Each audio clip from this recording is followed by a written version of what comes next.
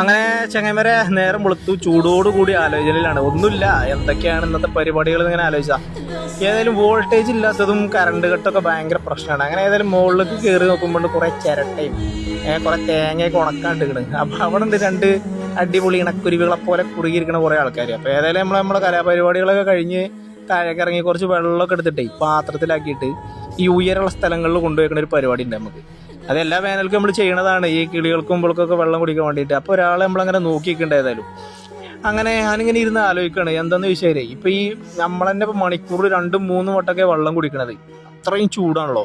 അപ്പൊ നമ്മളെന്ത് ചെയ്യുക, വീട്ടിലുള്ള കുട്ടികളെ നന്നായിട്ട് ശ്രദ്ധിക്കണം കേട്ടോ. ഈ സംസാരിക്കാൻ തുടങ്ങുന്ന കുട്ടികളുണ്ടല്ലോ, ഓൽക്കാണിത് ഭയങ്കരമായിട്ട് എന്താ പറയാ എഫക്ട് ചെയ്യുക ഈ ചൂട്. ഓൽക്കത് പറയാൻ അറിയില്ലല്ലോ വെള്ളം വേണമെന്നുള്ളത്. അപ്പോൾ നിങ്ങളെന്ത് ചെയ്യുക, അരമണിക്കൂർ കൂടുമ്പോൾ അവർക്ക് വെള്ളം കൊടുക്കുക. അവർ കുടിച്ചാലും കുടിച്ചിട്ടില്ലെങ്കിലും വെള്ളം കൊടുക്കാൻ എല്ലാവരും ശ്രദ്ധിക്കണേ.